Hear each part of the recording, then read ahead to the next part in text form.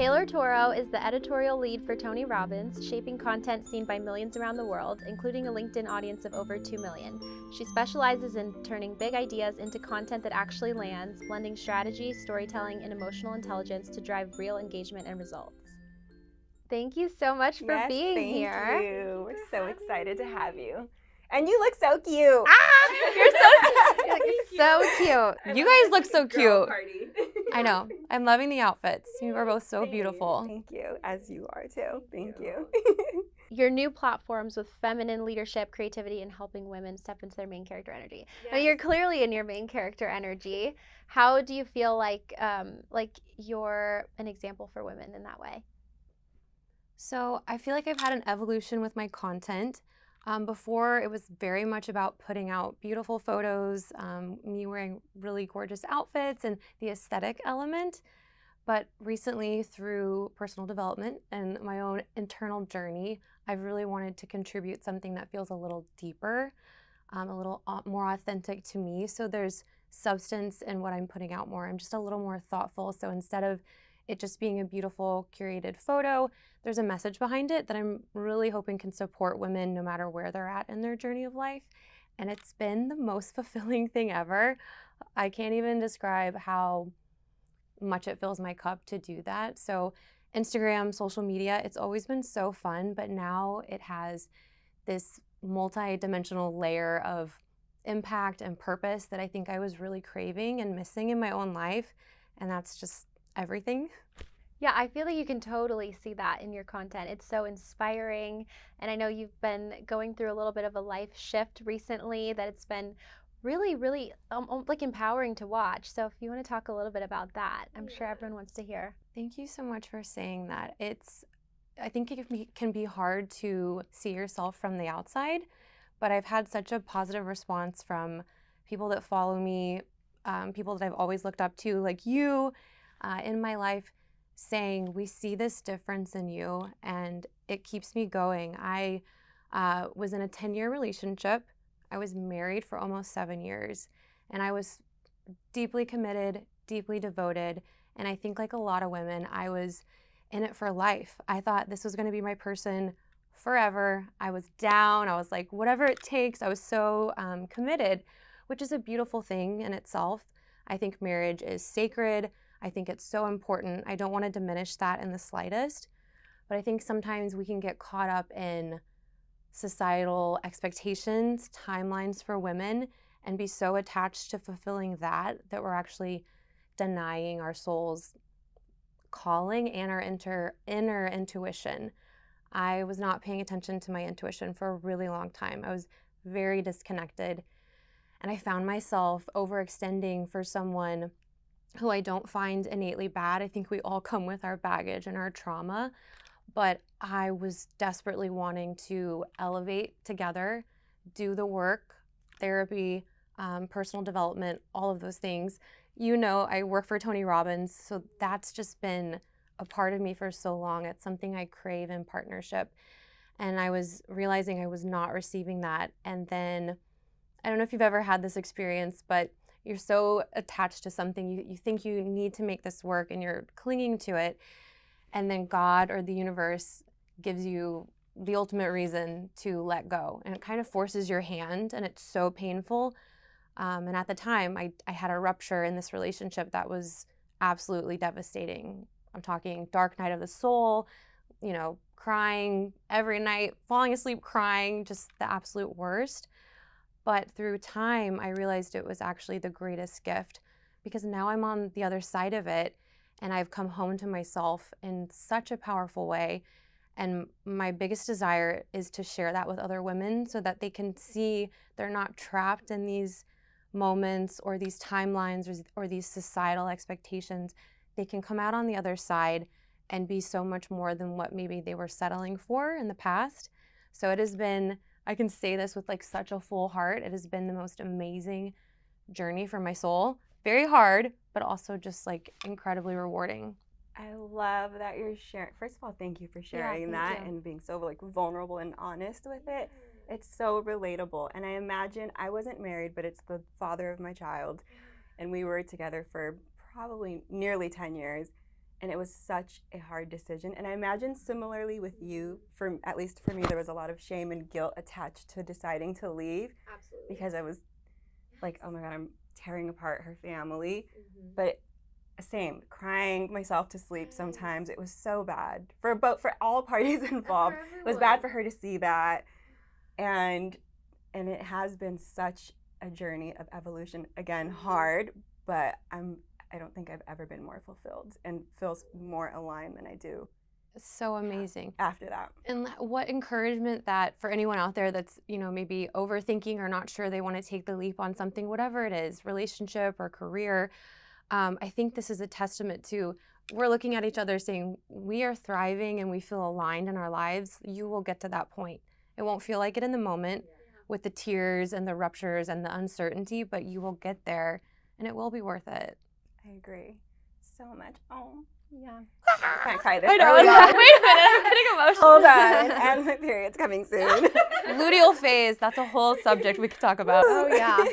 No, but that's so beautiful. And I hate that you had to go through that, but I love that you can connect on it and you see the importance in that journey. So many of my friends who are maybe younger and in a similar space where they're deciding, and I'm always saying the same thing, I hate that you're being faced with this, but being on the other side of it, I also know what's coming on the other side, and that it's going to lend to your growth in such unimaginable ways that probably wouldn't have happened if you'd stayed comfortable. Yeah. Uncomfortably comfortable. Yeah. Because it's not comfortable. I love that, uncomfortably comfortable, because that's what it was. You can not enjoy where you're at, but it's a known familiar. Exactly. Joe Dispenza talks about that all the time. He always says that people will choose the familiar pain over the unfamiliar. Yeah. And it's really, really hard to choose to just dive into the unknown and just hope that you're gonna come out better on the other end. It's really hard, and I commend you. Thank you. And it also feels like free falling, right? Yeah. You're like, I know I need to take this leap, but my gosh, I can't see where I'm gonna land, and that's terrifying. And also where the magic happens. I think that's where God, the universe, however you relate, I feel like that's where things really open up with that level of trust and just knowing, okay, I'm going to lean into my own intuition. I'm going to sit with my higher self, and I'm not going to let fear get in the way. I'm going to do this. And it builds I have such an unshakable confidence now. Yeah. Yes. Because of everything that I've had to overcome myself in my own journey, and I'm oh yeah, I've got this. No matter what, I can handle it. I'm strong enough. Yeah, that's so beautiful. We can do hard things, absolutely. And I think as women, that's so important because men are amazing. Healthy masculine men are so wonderful, and I deeply want a healthy relationship with a healthy man. But I do think society sometimes makes women believe that we can't do the hard things and we don't have this innate magic or bravery and we're not strong enough, but we absolutely can do all the things, especially in 2026 with how progressive the world has become. We really can make our dreams come true financially.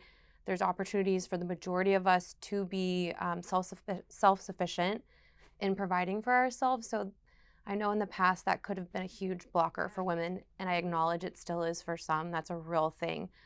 But we can do the hard thing. What is it like working for Tony Robbins? Oh my gosh, girl.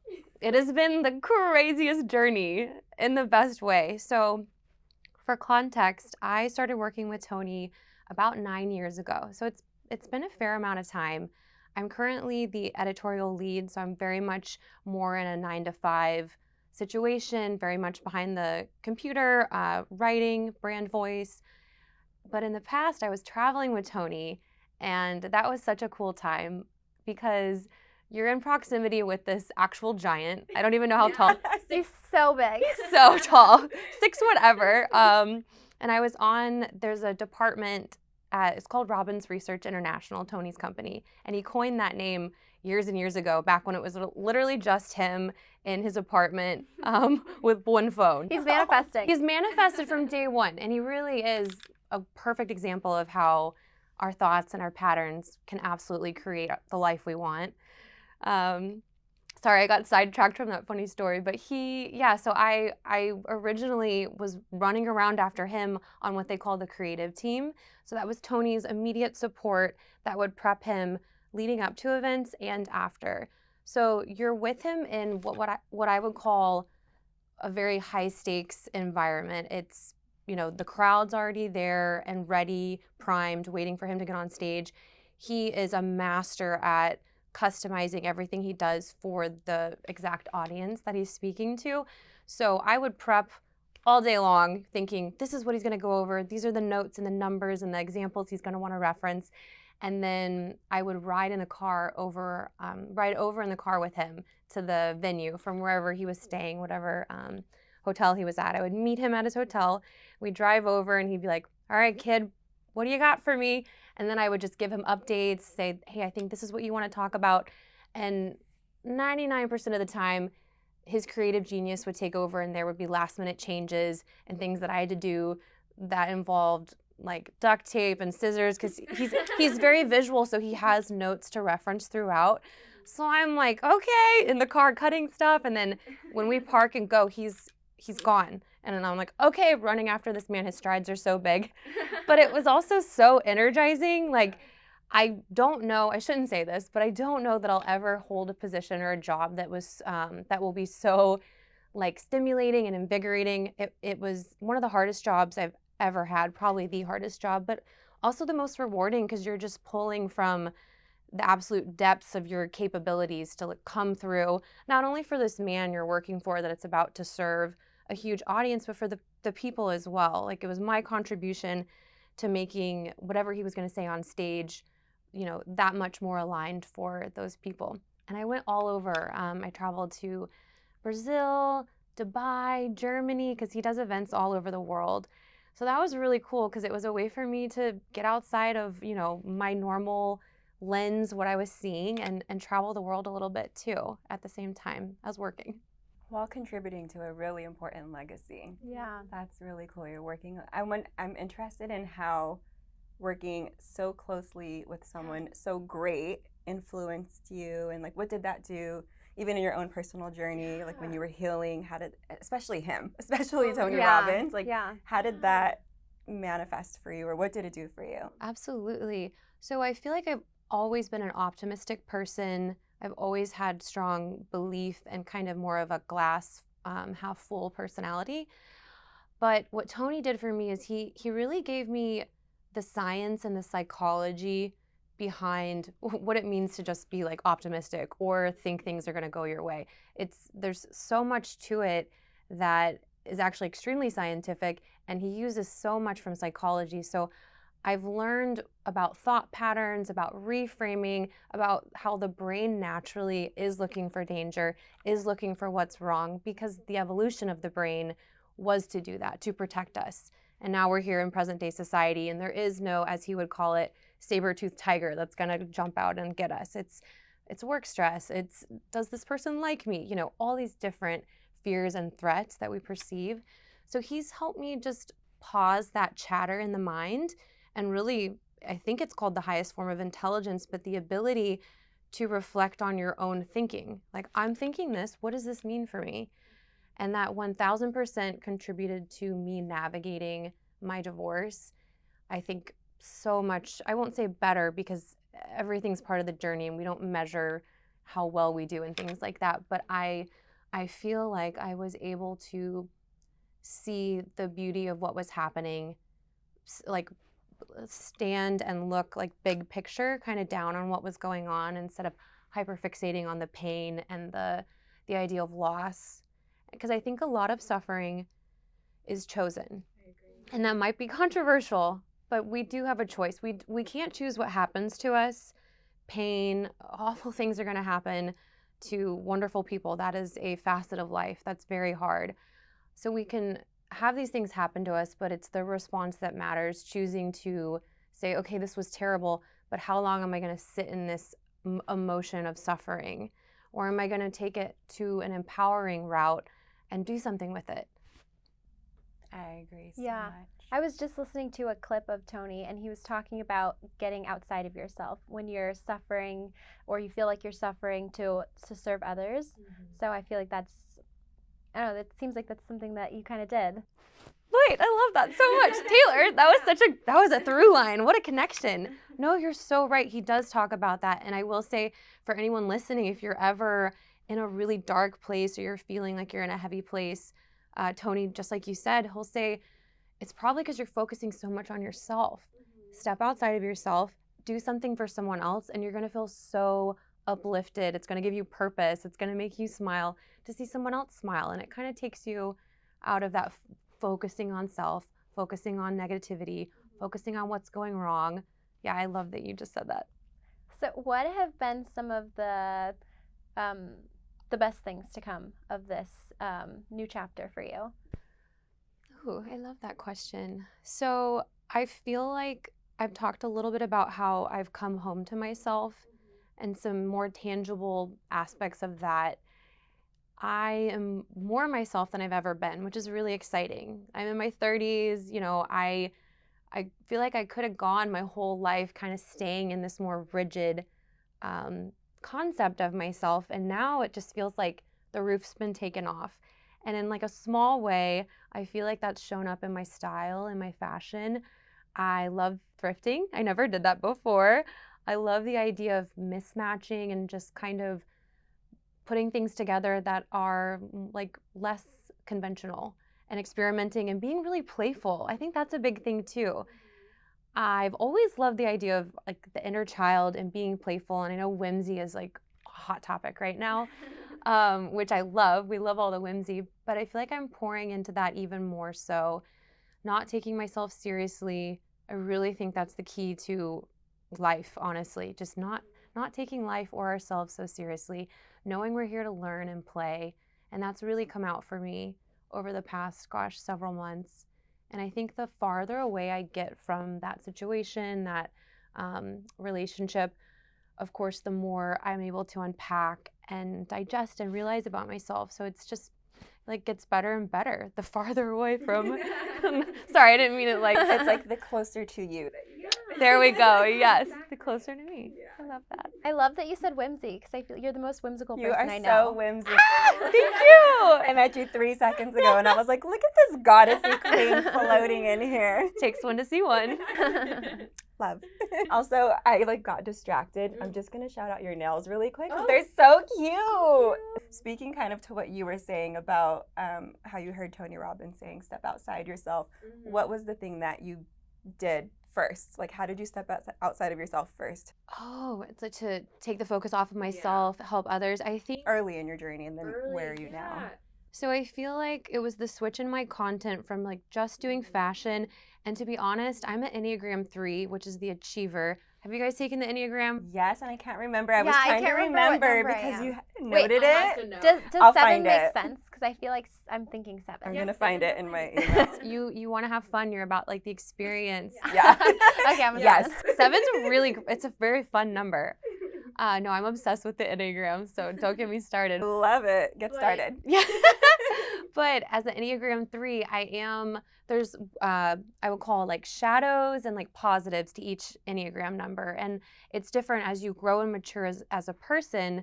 You definitely can lose some of those shadow aspects and people may not deal with them. But for instance, an unevolved Enneagram 3 is very image centric, wants to look like they have it all together, wants to be very polished, which my Instagram absolutely showcased that prior to, this big life change I had. And part of my growth, one of my biggest growth moments was saying, okay, we're actually going to open up about this terrible, awful thing that's happening to you that society, religion, a lot of people frown upon, divorce. There's still a stigma attached to that. We're going to freaking show that. Like everyone on all your followers, all the people you care about, they're just going to see this. We're just going to lay it bare.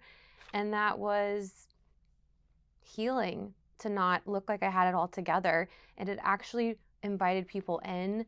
And I've had so many messages from women who either they've gone through that or they're going through it or they think they're about to and they're scared and they're uncertain. And it's meant everything to be able to talk to them and give them support and be there for them. And that, yeah, I feel like that was like, okay, I can do this. If I am serving and helping someone else, it's worth all that pain, for sure. Oh, that's beautiful. Yeah. Yeah, I remember when I saw it, I was going through a breakup and I was like, it made me feel so much better to just see you navigating, and like it's really not easy for me to be vulnerable online, but to see someone just embracing the exact thing that they're going through in real time was beautiful. Oh, thank you. That means a lot. So brave. We're hearing a lot about what you've learned from the divorce and from coming back into yourself. But I gather from what you said early on that you're open to marriage again, you're open to love and healthy relationships. So what did you learn from marriage while you were still married? Like, what will you take with you and what will you leave behind? Wait, I love this question. This is a really good one. Also, can you guys tell I have not heard these questions? These are all, this is just me. Like, we're raw dogging this interview. We are. Yeah, so I definitely have taken some really beautiful things from my marriage. And one of those, I love talking about this. I think it's my Venus, which I don't want to reveal, but I really love depth. That's like a clue. But I know how to love someone in their entirety, like their darkness, their good parts. Like marriage, you see all aspects of a human being and you go through a lot. And I was really able to be with my partner fully and see his struggles, see the things that maybe weren't the most healthy or ideal, but still love them, still show up for that person. So I know that I have a level of depth when it comes to meeting another human being that is, I won't say rare, but it's special and it's needed. And I'm excited to give that to someone else without abandoning myself this time. Yeah. How are you going to make sure you don't, like, what did you learn from there that you can implement to make sure that you don't abandon yourself? Is it putting boundaries around the depth? And I think kind of like whimsy boundaries, it's like a hot topic that people are talking about, and it's a good one. I think as women, we are so conditioned because we are naturally so loving and giving and nurturing. It is a beautiful aspect of the feminine, and I could talk about femininity all day long. But with that also comes sometimes overextending and sacrificing ourselves and our own happiness. So, if another human is dysregulated or regularly cannot regulate themselves, what does that look like for me? Am I just focused on making sure that they're regulated? Am I sacrificing how I feel about the situation to keep the peace, to make things smooth? I think that is a detriment to women, to anyone. So the boundaries for sure are something that I want to implement, and I am implementing even now with my dating life and connections. And it's hard because it's a learning. Obviously, I'm learning. I'm in it. Like it's real time, but I think it's absolutely for the best. I was going to say it probably serves you in dating because now you're going to be paying more attention and like making sure that they are emotionally healthy and have that emotional intelligence. Like you're going to be dating differently. Dating differently, 1000%. And the intuition is like, she's on. She's clocking. Can we cuss on here? I should. Oh, yeah. It's fine. I was like, she's a motherfucking, she's lit up and she's sensing. And it's a beautiful thing, but it's different because I did not come from that place. Yeah, I definitely did not. And I feel like as I've dated and learned what I like and what I don't like, it's been so helpful to like help me quickly get out of situations that aren't serving me. Whereas before, maybe we would be in those for months or years, and it's just like, okay, return to self, like we're good, and you can move on. Okay, that doesn't work. I wanted to ask you about your friendships. You have such a beautiful like girl gang. Everyone's so inspiring and kind and cool. How did you cultivate that kind of friend group, and how can we all do it? I love this topic. And I think I mentioned earlier when we were talking, this is actually one of the most common questions I get in my DMs. People, they say like, your friend group is so amazing. For context, everyone is a baddie. I feel like for the most part, these are women that are just so unapologetically them. These are women that are living big and they're not dimming themselves in the slightest. So there's a commonality there that we're all beautiful, lit up souls, and no one is intimidated or feels any kind of way just because someone else is doing amazing things. Like, we all cheer each other on, and it's so fun because I just feel like one person's fire meets another, and it's just bigger flames and bigger fun. And then we're kind of known for doing these really extravagant parties. So when someone has a birthday party, there's a theme, we go all out, we all dress up. So I think it's the commitment to just show up fully and show up big for each other that makes it really fun. And I will say, I know that it can be really difficult, especially as adults, to make friends, and it can feel like a challenge. And, you know, I hear people saying, I want a friend group like this, you know, I'm trying to manifest this. And I truly believe if you have the desire in your heart for something, it's because it's already there for you. It's for you to have. So don't talk yourself out of it. Don't settle for people that don't feel like your people. And it's gonna come for you. And I also think like calls to like. So whatever you want to call in, you first need to be that. So if you want friends that are big and loud about you on your birthday or on a regular Tuesday when you're crying and something happened, then be that for them first, right? Go first, set the example, pick up the phone, text, send them. Like my friend the other day, I was crying. I was having a really hard day, and I didn't even say what it was. I just texted and was like, hey, I'm having a moment. She Venmo'd me $15 for a matcha, just a little pick-me-up. Like, so sweet. Little things like that, and I think that's a good start. That's beautiful. Yeah. I love that. I have friends that do that too. Yay! Women are so great. Women are Yeah. magic, and we always, it's funny, in my little friend group, we're always like, everyone's single. No, one's married, but one of them is single, and she was saying how it's maybe not harder is not the right term to say to date, but she doesn't settle because she's like, look what I can do with my girlfriends. Yeah. So you The have bar to is match high. that. Yeah. Like It's so true. you have to really contribute to my peace and to my elevation. Oh my gosh, absolutely.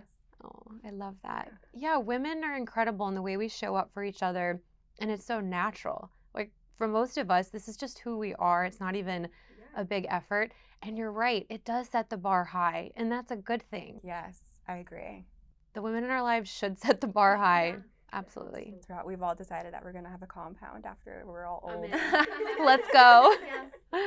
Matriarchy? Literally. Let's go.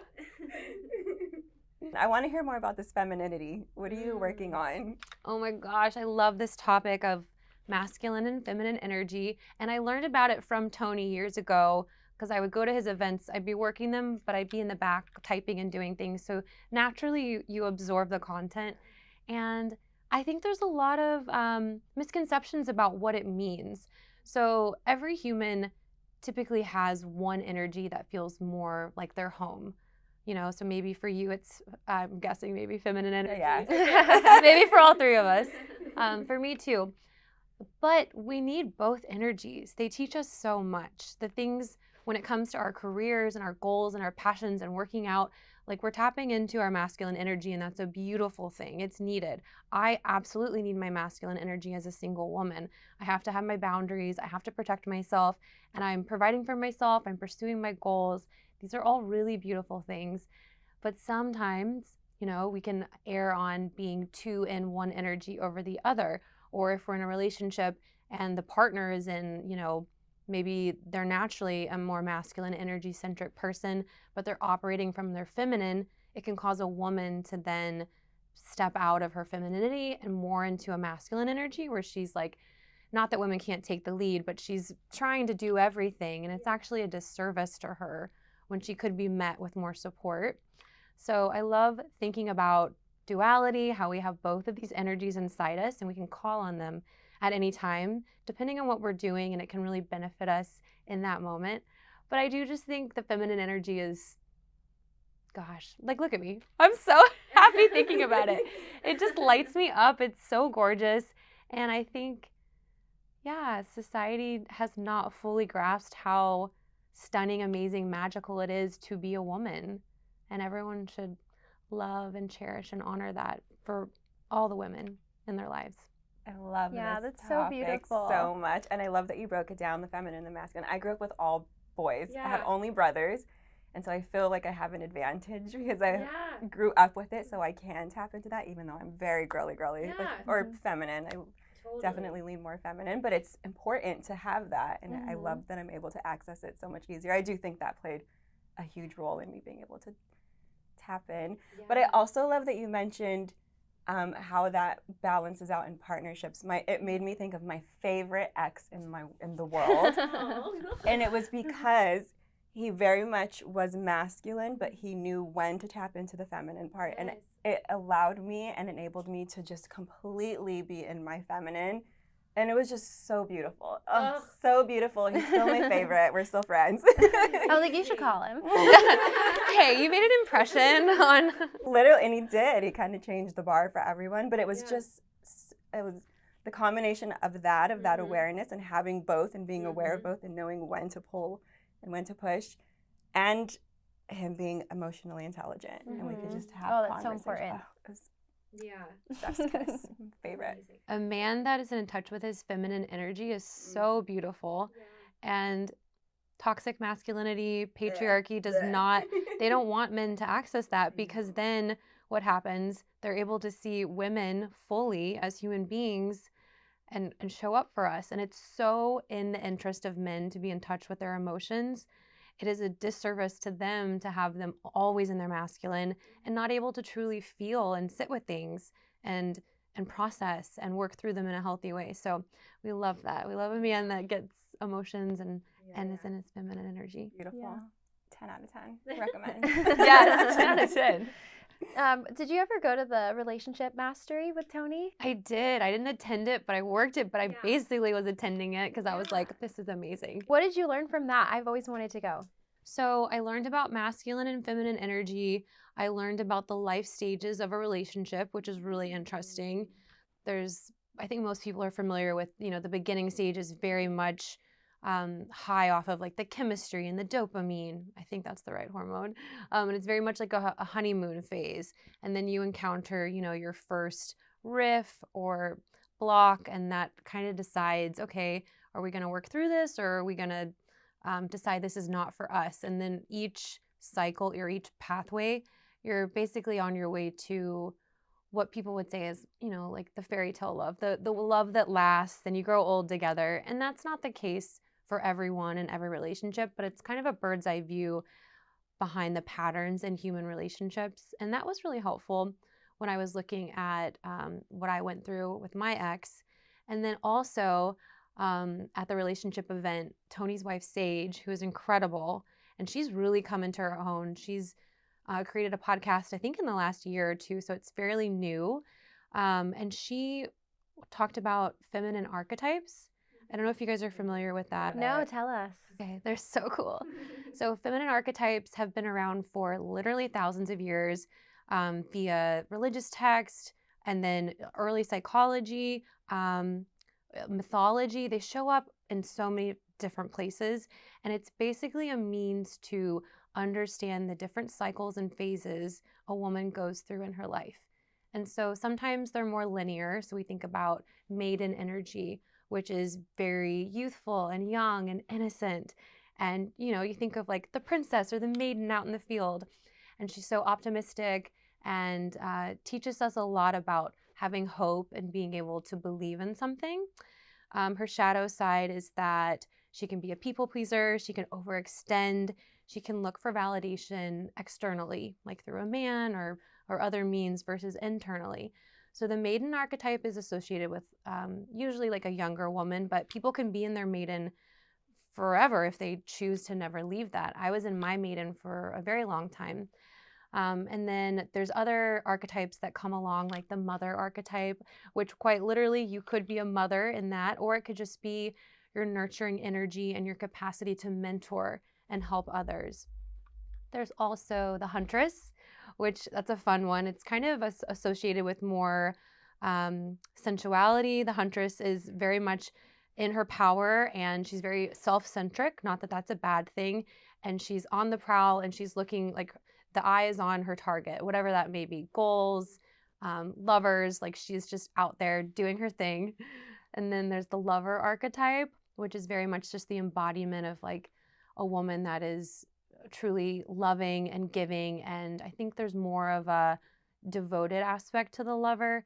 There's quite a few, but Sage, Tony's wife, walked us through all of them and also walked through her own journey experiencing these archetypes as she grew as a woman. And it was so impactful. It was so beautiful to witness. And I've been obsessed ever since because I feel like it's a way to understand where we're at in life. And the cool part is they're not rigid.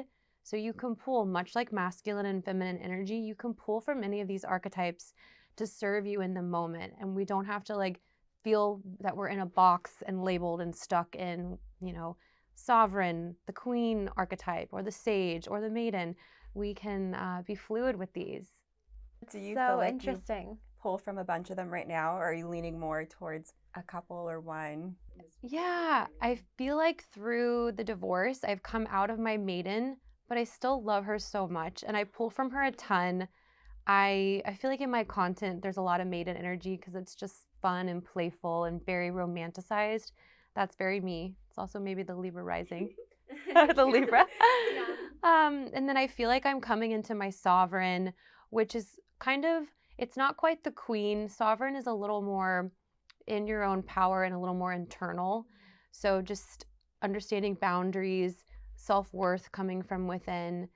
I think that's like what I'm stepping into and trying to embody the most.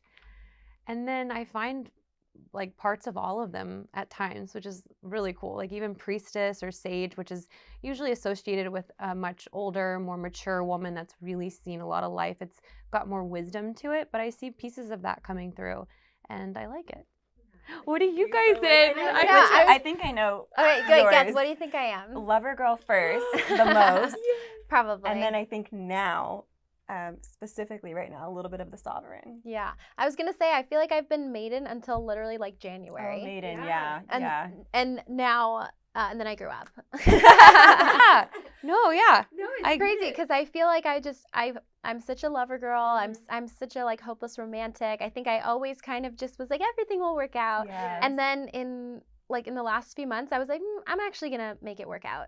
And I put a little bit more effort toward that. And then like everything started falling together. Ugh, amazing. Yeah, I love that. That's so powerful. And just like a little switch. Yeah, and I don't know what happened. Just one day I was like, I'm just going to sort everything out. And did. Yeah. What about you? Which one are you? I don't know. I think I'm always going to have a little piece of the maiden. Mm-hmm. And then I think the ones that called to me out of what you said, I think the priestess, I do think I'm more like big sister energy. Very wise. Like the wise one. Mm-hmm. And there was another one, I can't remember. There's queen, huntress, I mother. think I'm always a little bit of huntress too. Oh, maybe the mother. Yeah. We love that. I know, I was trying to think, there's quite a few, and of course, depending on the religion or the time period, the folklore, the mythology, they all can change, but there's some core ones that seem to transcend time and, culture. So it's really fun to look at. That is fun. I'm going to dig more. Yes, I just posted about it. If you want to know more. Yes, I do. I'm going to look. When you were talking about the huntress, I was thinking about Samantha from Sex and the City. Quite literally. Wait, that is such a good example. Yeah. Yes. Yeah.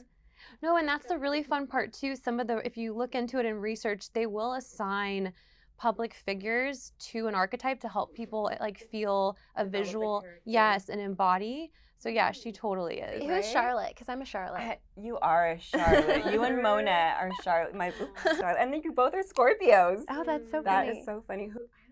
She kind of gives lover, right? Yeah. I feel like She's a sweetie. Yeah. she is. I always She's a felt lover like girl. Sarah. What's her name in the show? Oh, Yes. Carrie. Yeah, Carrie. Main character energy. Oh, middle child syndrome. Makes sense. Yeah. Who are you in Sex and the City? Oh gosh, see, I've actually struggled. I feel like You give Carrie to me. really? Wait, this is such a compliment. Because I feel like she's such a baddie. Maybe now. Maybe I've grown into that. But I think before, did you say Charlotte? I feel like she's who I related to, just a little softer. But yeah, Carrie, I can see that. That's such a compliment. Thank you. Yeah, love that. especially with the authenticity and the style and all of that's very Mhm. Carrie. Thanks. What tips do you have for people who struggle with like being authentic? Ooh, that's such a good question. So I think The fear, I think it comes down to the fear of being seen. And what does that mean if we're seen? It means potentially we could be rejected for showing our true selves. So it's vulnerability and it's really scary. So we can, let's pretend someone decides to be authentic and shows themselves online or in person, a part of them that they haven't shown before. And maybe they're met with rejection. There can be the fear of being too much or too little. It's just being seen. Like, that is the core fear. But I will say authenticity, they've researched frequency for certain emotions and certain energies, and authenticity is the highest frequency that you can vibrate at. It's higher than love. So that's like pretty impactful. So I would say that is encouragement. Life is going to open up for you in such a big way when you allow yourself to be seen and when you are authentic to yourself and to your true path. Anytime we're not authentic, we're out of alignment, and it keeps us from the very best, whatever that is, the very best relationships, jobs, friendships, experiences. It's gonna be a block when we could be there experiencing those things. That was such a beautiful answer. I know. Hey, you guys. I'm so nervous, so thanks. You're not giving nervous. You're giving wise and magical. That is so kind. Wow. Thank you. I read that you wanted to start an all-female Dungeons and Dragons. I don't even know what that is. Yeah, I don't either. Wait, I was gonna tell us ask everything. too. This makes me so happy because, all right, guys, it's some nerdy shit. It's really nerdy. It is a role-playing game that involves dice, and it's historically been a male-dominated game. Oh, it's a game. It's a game. Okay. It's been around since the 80s, but there is a dungeon master. So that's the Sounds hot. I know. I was like, where is this going? Guys, it's not like that. BDSM, okay. But I mean, if you want to make it like that, you can. That's the fun part. It's strip Dungeons and Dragons. Wait, Taylor, okay. We got to monetize. I'm just kidding.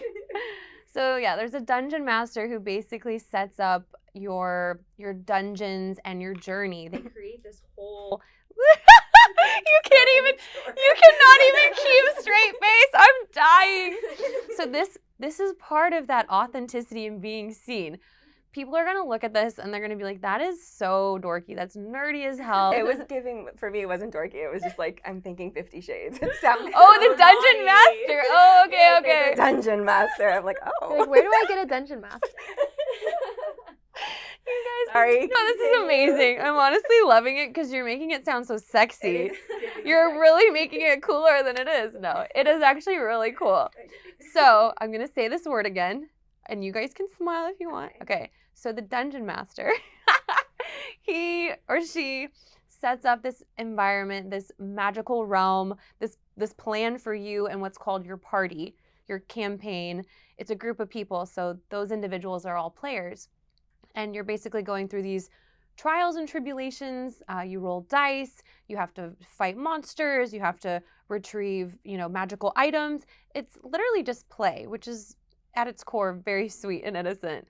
And so it's predominantly been a male-oriented game and has not had a lot of femininity for sure. Because if you think about, dungeons and icky goblins and men with swords, that's kind of the vibe. So my friends and I are doing a girly pop version. So our branding is all pink and purple. Our dice that we roll are hot pink. And we're all female characters that are absolute badasses. I'm an elf. I'm a drow elf from the Twilight Realm. There's so much lore that goes with this. But it's just been an opportunity to be incredibly creative, to be seen in a way that I normally don't show myself. I love fantasy. I love photo shoots and medieval times and all of that, but I feel like this is next level, showcasing a part of me that I really enjoy. So it's a fun way to take up space as women and to do something that's a little unconventional, that has always been more of a male-dominated game. But it's actually huge if you look it up. a ton of people play and really enjoy it, but again, it's always kind of been more of a guy's thing. That I sounds love super that. fun. That's You guys so- should play. A Yeah. total other direction than I thought it was. gonna Really? go. That sounds really fun. Well, your interpretation sounds really fun, honestly.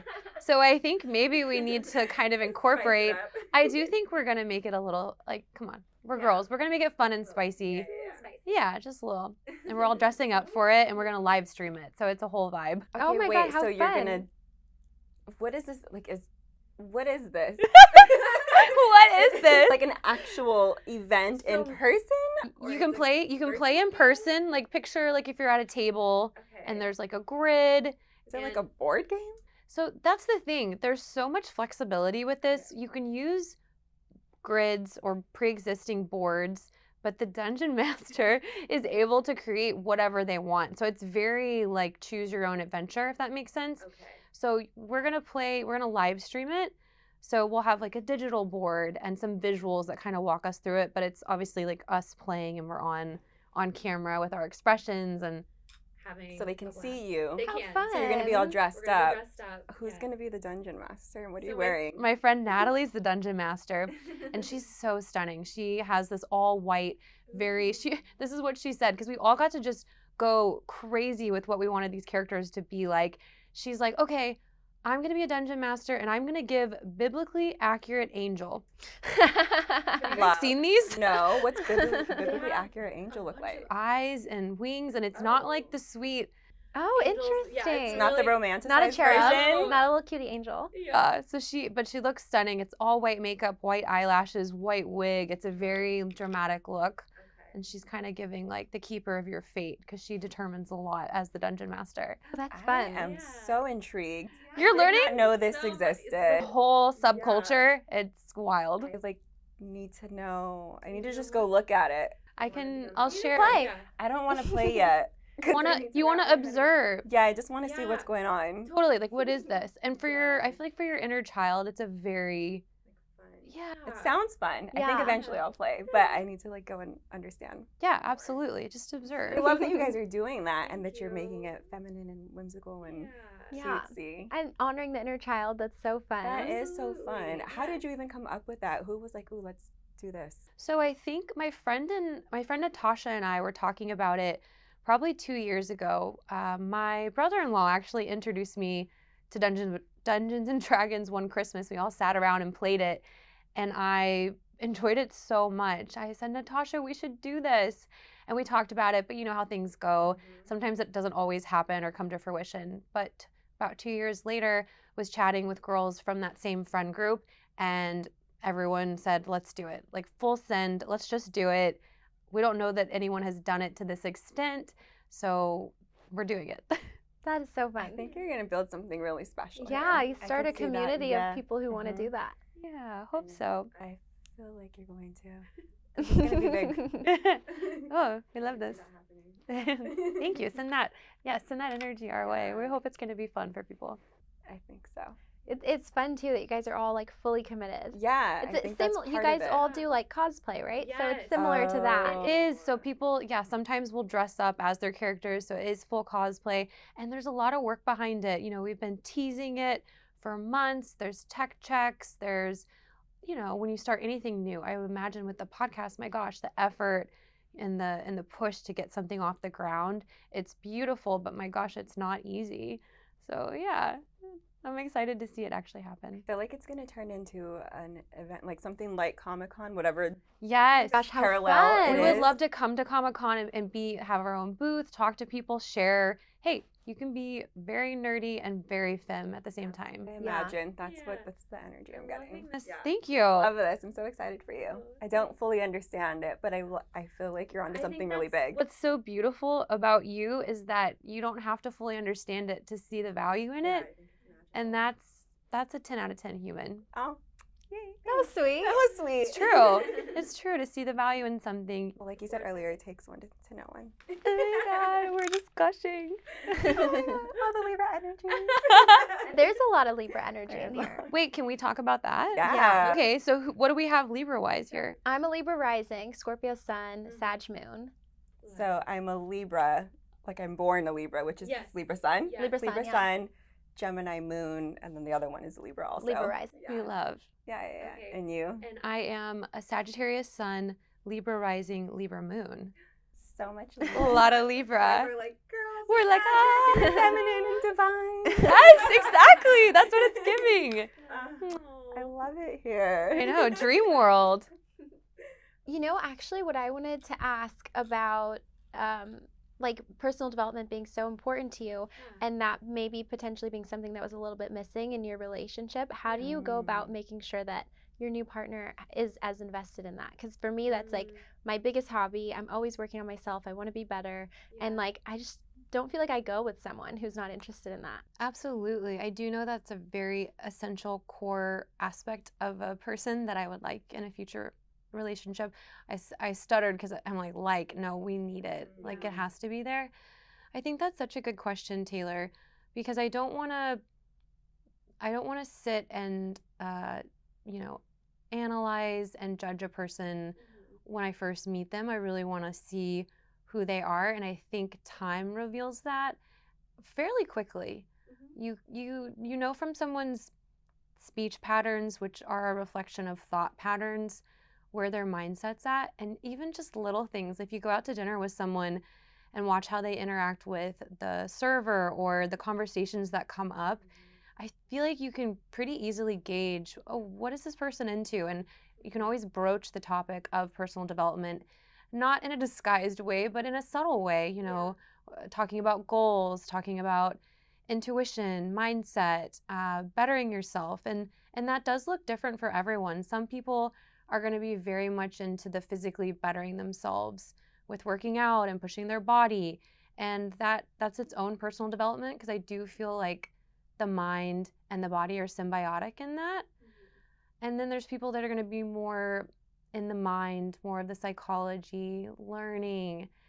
But it's all, I'm trying to stay open to what that looks like, but it absolutely is something that I'm looking for and need. I'm always trying to like sneakily gauge. I'm like, have you read any good books Wait, lately? that's a What good podcasts are you question. listening to? I'm trying to figure out, like, is this important to you? Because I feel like a lot of times I'll find myself on dates with guys and it's obvious that it's important to me, and they kind of like mirror me. And they're like, oh yeah, I love books. I mean and love to read books. And then you're like, oh, what was like the last good thing you read? And they're like, They're like 50 Shades of Grey. Yeah, exactly. I would be happy if they read that. That's fine. No, that's such a good question, though. And that I feel like would weed out people that maybe aren't as aligned to be like, what are you listening to? What's got you excited right now? What are you reading? Yeah, what are you working on? What are you passionate about? Absolutely. We love that. Thank you. I'm going to take that moving forward, because I feel like I didn't have a concrete answer. So I'm going to use that. Thank you. Oh, yay. I'll tell you too. Yeah, Or tell me what Taylor. you said. Yes. Who did you have to become to be in this place, in this space right now? What had to shift for you internally? I had to become so uncomfortable and feel a lot of uncertainty, like a lot of emotions we try and run away from. I had to feel all the really icky, heavy ones and really sit with them and not distract myself with all the different, not even vices. There are so many ways our phones, well-meaning other humans that just take us outside of ourselves, when really it's sitting with our own intuition, our own feelings, and sitting in the uncomfortable. And what comes from that is really beautiful. You have such a beautiful way with words. You're so articulate. Sorry. It's like poetic and beautiful. It is. It's amazing. Everything. So sweet. Obviously, I take compliments really well. No, that's really kind. Thank you so much. That was really I can be thoughtful. One of my biggest insecurities was not articulating well today on this podcast. Oh my God, really? Oh yeah. Wow. I wanted to show up for you guys and Yeah, You know, it's been amazing. show myself. myself. So thank you. That really means a lot. Where can everyone find you and follow you and see what you're up to? I am Taylor_Toro on Instagram. TikTok is Taylor Toro. I think that's everything. Yes. The regular way. T-A-Y, the boring way, the traditional way. Classic. Classic. Oh, look at that reframe. Okay, Tony. Yeah, Taylor. _Toro. Yeah, and you can see what I'm up to. It's been so fun. This has been having great. you. I love it. Much. Thank you so much for coming. So much for having me. I'm so excited for you guys. This is going to be so cool. I feel honored to be a part of your journey. Oh, Thank you. Libras for life. oh my God, this was so fun. Yeah, this was great.